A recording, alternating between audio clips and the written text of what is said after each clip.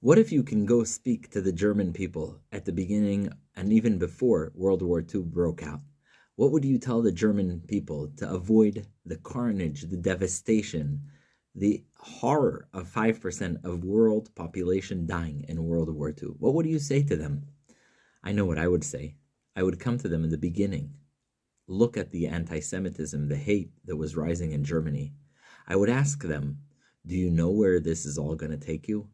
Do you realize that 50 million people, 5% of the world's population, are going to lose their lives to this hate, to this madness of anti Semitism? I don't know how many people would listen. Perhaps if I would get into the details, tell them about the 7 million Germans who would die in war.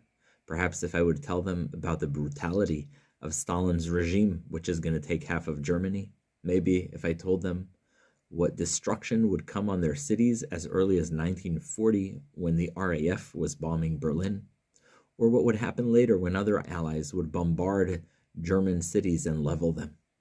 Maybe if I told them about the horrors Russian soldiers would inflict on German women after the war came, there's a whole book about that, maybe they would listen then. Or maybe if they realized what absolute horrors are being committed in their name, when they realize what was done in the Holocaust. Either way, that's the past. That's what I would tell them. Those are the people I would try to convince.